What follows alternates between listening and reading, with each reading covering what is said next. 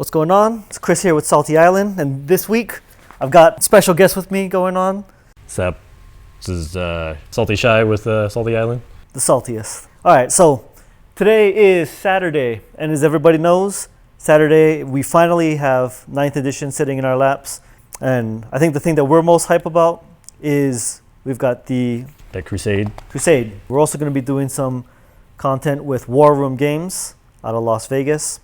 So definitely check that out. We'll be doing some stuff with Ray and Adam. So if you hobby down there at War Room Games, make sure you hit us up if you see us there. We can check out what you guys are doing for the hobby for 9th edition. But in the meantime, this week what we wanted to do is we've got the Crusade rules in front of us. And the book, I think we can all agree, is laid out questionable. Horribly. That's pretty fair to say. It is not good. The first page talks about Crusade, and then it literally goes into a 2-page spread about Gene Stealer Cult, 4-page spread about Gene Stealer Cult. And then it goes into talking about Crusade cards, referencing rules on pages that are on 6 pages ahead and 15 pages ahead. So thanks, GW. Not sure if you got some tips from Catalyst when you were writing this book. It's not nearly as complicated as the book leads people to believe. And so what we wanted to do is we're going to take you through creating a Crusade force. Shai, what are you going to be putting together? We'll be doing a Crusader-themed Space Marine army, a Templar-themed army, using the Black Templars as a base. Pretty much grabbing models out of the Indominus box. It's a new box, they're cool models, they're shiny. Going to be using those Assault Intercessors, the Bikers, all the good stuff. But doing a themed Crusader Templar army. Nice. And just for those of you who don't know, we did the math. The box itself comes with, what, it's 50 power level? 50 power, about 50 power level, yeah. Right, 50 power level for both the Necrons and for the Space Marines. So if you are brand new to the game and you got your hands on one of these Indominus boxes, you are pretty much good to go for a Crusade force. We also maxed out 50 power levels, about what, 1,000? About 1,000 points, I think, is what it comes up to. I think the idea that GW went with is the Necrons and the Space Marines are fairly even in terms of if you put the two of them on a table, you and whoever you chop the box with or whoever you've suckered into this money sink of a hobby, you can play actually a balanced game. I myself am going to be starting a new army, so I will be playing Word Bearers, and the models that I'll be using actually will be a mix of the Shadow Spear box, and for those of you who remember, it's not Dark Imperium. What was the set before that? Dark Imperium. It was Dark Imperium? Yeah. The Dark Imperium. So I've got some of the starter models from the earlier starter boxes that contain the Chaos. Shai is going to be rocking the models from the new Indominus box. So these are both pretty cost-effective ways to get into the hobby. So this will kind of give everyone out there an idea of what you can put together just using the models that you've already got, and also see that it's not nearly as complicated as Games Workshop has laid this book out to. It's also because Games Workshop 9th edition did my end wrong. All right, so did them wrong. All right, so we're going to take a quick pause here. Games Workshop, if you are listening, I have commented on this one in a previous video, but I do hope that you continue certain trends, one of which is the trend that you have with the Dark Eldar, with the 4 patrol thing, that they can refund that, right? That's a great idea. People like Iandin absolutely need that. My sweet ghosty boys. So they do, because Iandin does not have Guardians. And in the current way that you do build an army, it has actually caused a issue, because you cannot refund the command points if your Warlord in your main force is one of the not battalion brigade patrol detachments. Obviously that's a problem for Iandin, Wind Rider host, Ravenwing, or Deathwing. I'm sure there's other factions out there that actually is narratively, there's a good reason why. So Games Workshop, if you're listening to this, you're probably not, but if you ever do, please get on this one. For those of you also who are watching it, we may in the future do a Crusade game using the Iandin. You have seen me feature this in a video in the past. It is an amazingly painted army, and I would love to get this on the table.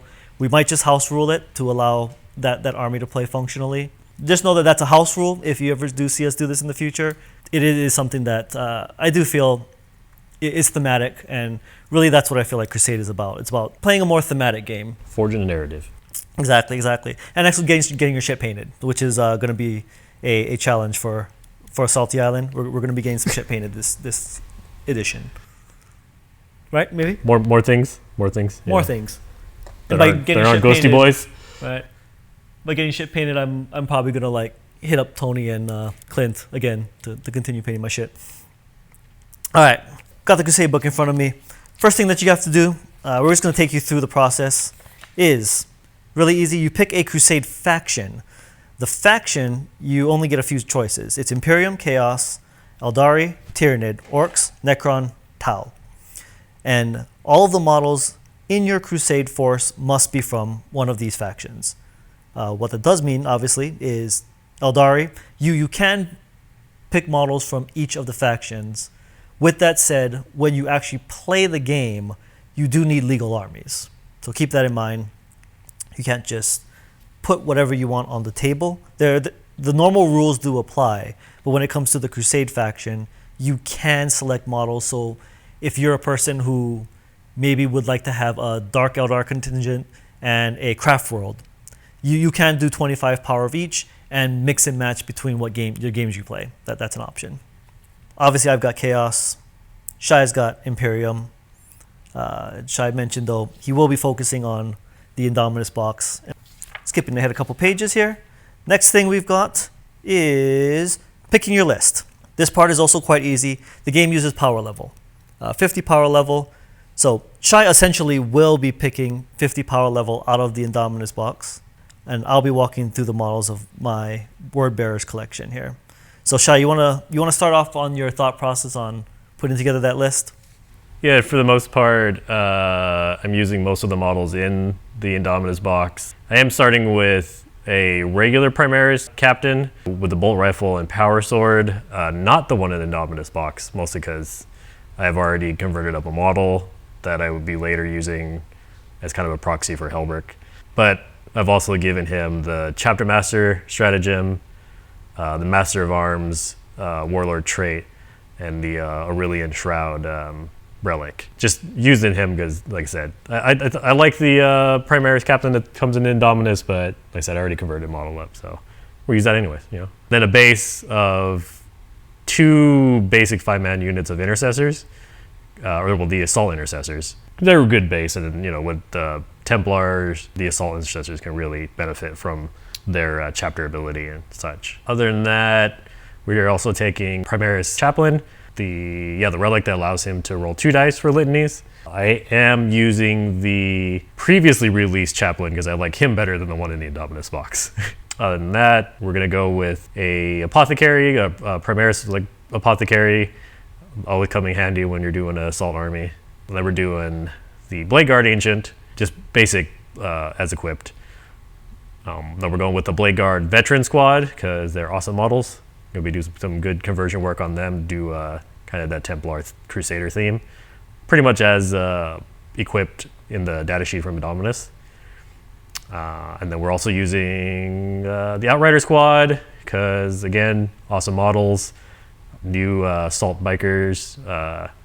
So we're taking the base squad of those equipped as is, as a fast attack. We're also using the Eradicators because Eradicators are awesome. They're probably the best thing, I think, in the Indominus box. Little Melta Boys that can double tap. Can't go wrong with them. What's the range on the 24? I think they're 24. Assault 24. Assault 24? Yeah. Do they still get the half range thing? So I believe they do. Being able to advance them and then fire, pretty nice. Or you can stay still and double tap. You can't go wrong with those. There's probably a double shoot stratagem in there.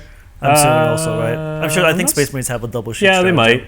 So really nice models. I think that, like I said, I think they're the best in the box as far as their firepower and what they can put out. Do you think that they will actually be better than what's the plasma guys? The Hellblasters? The Hellblasters, right? Because Hellblasters previously were. I think that they're going to be better in the upcoming meta against a lot of the armor you're going to start seeing. They really can do good with their double taps. You can also put them in a transport like an impulsor, pop them out, get some shots off. I think they're really good for multiplying your firepower. Nice. They ain't got swords, but whatever. We got a couple more options, pretty much as the Indominus box, but I'm adding in a few little fun things. We're gonna go with a Redemptor Dreadnought, because so that's not in the box, right? It's not in the box. There's no Redemptor Dreadnought in the box. Just a nice tanky boy. Equipping him with the onslaught, the heavy onslaught cannon, the onslaught cannon, and twin storm bolters, and then the Icarus pod because it's power points, so that doesn't cost me anything more. Then we did spend extra requisition to increase my order of battle by 5. We're then picking up a impulsor as a transport later down the line, whenever GW wants to sell me an impulsor. That's pretty much the list. It's a lot of melee with some support shooting, and like I said, fun models from the new Indominus box. All right, so you actually mentioned requisition points, right? So let's take a quick moment and talk a little bit about that. So when you first build your list, you do two things.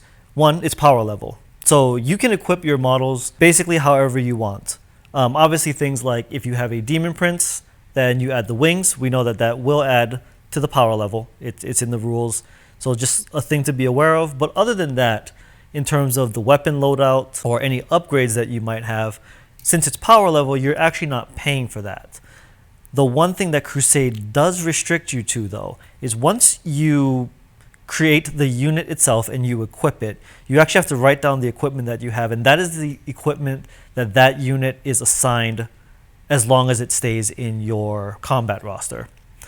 You can, of course, choose to discard that unit in the future and just rebuy the unit. There's no penalty and there's no cost for that, other than if that unit had generated experience through playing games. You will obviously lose the experience. Alternately, you can pay a requisition point to freely re-equip a unit. Now, requisition points are what you use to do some of the more fun things in the game. For example, so here's what you can use requisition points for. Right? You can spend 1 requisition point to add 5 power level to your Crusade. Like I said, you start at 50, but that's just a pool. If you want to make your pool bigger to give yourself more options or to play larger games, 1 requisition point, 5 power level. You can also re-equip any unit that you have. So if you are taking intercessors and you take the assault version of the bolter and you want to change it to the, I think it's the heavy one that lets you shoot more because that's just your style and you like the way that it plays, 1 point will let you completely redo the equipment without having to lose the XP. You can spend 1 requisition point to change your psychic powers if you're a psyker. You can spend 1 to increase the number. So something important to note, when you take your units in the very beginning, you have to take them at the minimum size squad. If you would like to increase the number, it's a fresh recruits. Spend 1 requisition point, you can increase the number to any number amount. There is some penalties, obviously, if you take it up past a certain level, and obviously you have to account for the power level increase as well. And the last 2 things, these are the most important. 1 requisition point will get you a warlord trait. 1 requisition point gets you a relic. The nice thing is there is no limit to the number of times you can do this. Obviously 1 relic and 1 warlord trait per character, but if you have 2 characters, you spend 2 requisition points, you get 2 warlord traits, 1 on each one. So, good to know for all people going forward. Right at the very get-go, you get 5 requisition points. So, Shai, how did you spend those 5 points on your end? I did mention earlier that I bought my Primaris Captain a relic and a warlord trait. So that's 1 requisition each for that. All right, so that's 2. And then I spent 1 on the stratagem to upgrade him to Chapter Master. Okay, so actually that's one I forgot to mention. If you have a stratagem that you spend command points at the start of your game to upgrade someone, Chapter Master being a perfect example, you can spend a requisition point to permanently activate that and upgrade that character. So you did that one. And that one is what? It's 1? It's 1 requisition point because the stratagem is a 2 command point stratagem and increases his crusade value by 2. Right, which we'll get to the crusade value in a second. For now, know that he spent 1 for that, so that's 3 total. And then I spent 1 on giving my chaplain a relic, and then I spent 1 on increasing my total roster point by 5. Right, so your pool is 55 now rather than just the normal 45. That's great. Right. When you play a game, you don't necessarily play with all 55. You'll agree with your opponent how much you're playing, but having obviously a larger pool, 1, gives you options because you'll build the list after you know who you're playing, but probably after you even know the mission, so you can kind of tailor a bit. You get a nice selection of models to use. Right. So that's all 5. So you spent all 5 of your. I spent all 5 of my requisition points. Right. And the game is nice in that you'll get a requisition point back just for playing a game. I think you get another one for winning the game, and I think there's things you can do in the game to potentially get 1 more. I believe there's also scenario conditions that will give you requisition points. Right. So you'll get them, and there's no reason to bank them. You can only have 5 at any given time, so you really should spend your requisition points. There's no reason not to have them. That's kind of the idea of the game, is to grow your army, build that narrative, and kind of as you're playing the game, it's like your commander is recruiting additional troops to his cause, growing his force, and then going out to achieve greater things. It is part of the game. You should spend and not worry about them. I'm pretty sure most armies are going to spend it for a warlord trait and a relic. Yes. I mean, that's pretty much a given. Yeah. Right. Is if you have a character, there's no reason not to give him a warlord trait and a relic. One thing to note, you cannot double up, right? So once you give someone a relic, you can't give that relic to another character. Same thing with the warlord trait. You can't just spam the obvious best warlord trait.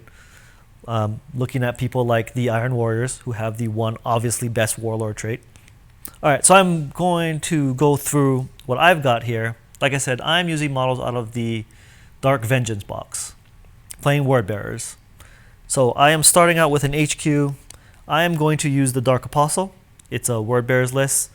It would pretty much be against the whole theme to not use a Dark Apostle. And the theme of my army is going to be a Possessed list. The new Obliterator, the Greater Possessed model. So obviously I went ahead and put both of those in my list, 1 of each. I did also take the Dark Disciples for the Dark Apostle.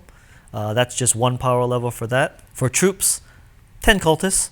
I do know that the points increased on them, but since we're playing power level, that's not really a problem, which is actually pretty great. Do also have 5 Chaos Marines. Gave them. On the note, I did mark everything Slanesh in this army. That's part of the theme. It's gonna kind of match the paint scheme that I'm going with. I did go ahead and order the Pinkest Pink. For those of you who do not know, they are by the makers of the Blackest Black. They also made the Pinkest Pink, so it is going to be some offensively pink models. So I felt that's appropriate.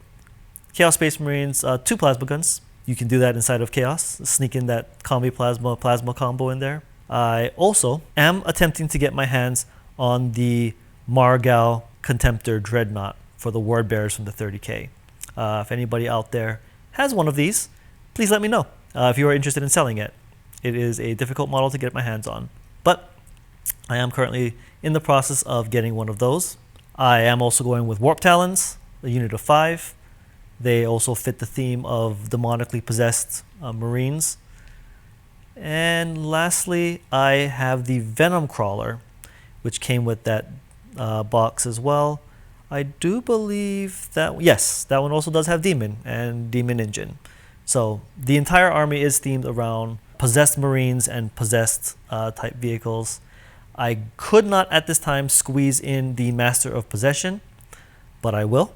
Once I get a couple of points. I did spend my requisition points also. Spent 1 point on the Warlord trait. I gave him the Epistle of Lorgar.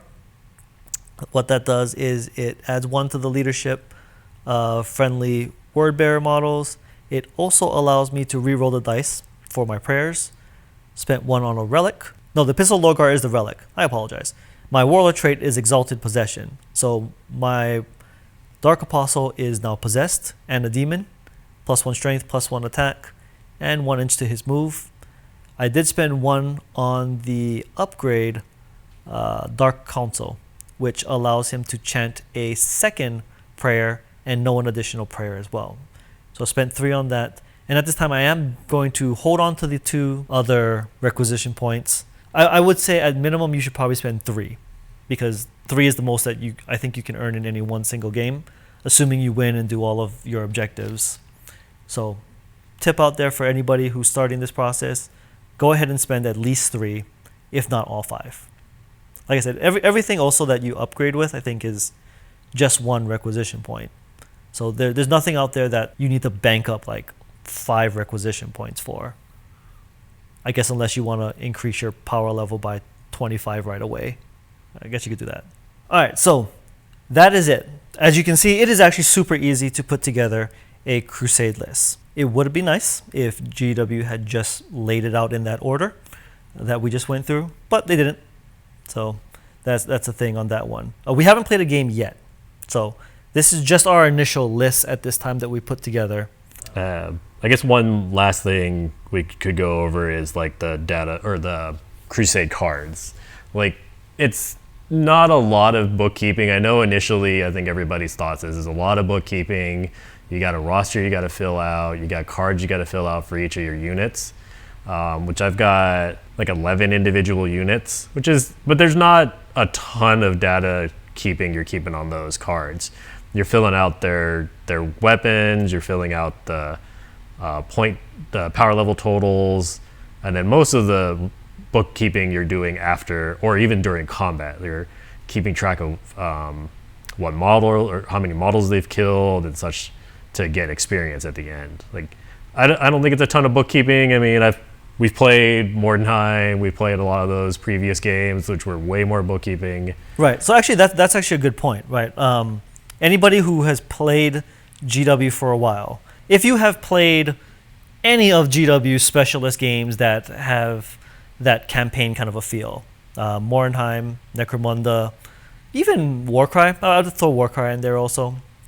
Warcry's got a little less bookkeeping. Warcry's a little bit, you're true. Warcry's less bookkeeping. For the old school ones, right? Definitely for the old school games. Warcry also has a really good website that you can keep track of your information on. Surprisingly. Man, GW built a tracker for a narrative campaign. Gosh. Oh, fuck. Like, that would be fantastic. I don't know. Like, they should slap that in an app or something. I know.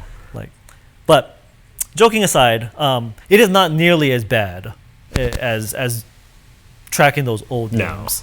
Like we've played a couple of, especially Mordenheim is what we played most of. Yeah, a lot of Mordenheim. We played Mordenheim most of, and that's even like stuff like Blood Bowl. Even Blood Bowl. Yeah, that's another perfect example. Yeah, if any of you have watched a Blood Bowl game and have watched a new player play and I'm going to use the term endearingly, neckbeard, whose Blood Bowl team has 1 billion XP, ignoring the fact that the one player clearly knows how to play the game better, it does not matter because that team is so superior to a new team. Right. It's not even a game actually at that point. Yeah, like just sell your models and buy the computer game. Yes, but it is like the older style games quickly got very one-sided. Whereas looking at the upgrades on this game, I don't think that will be the case.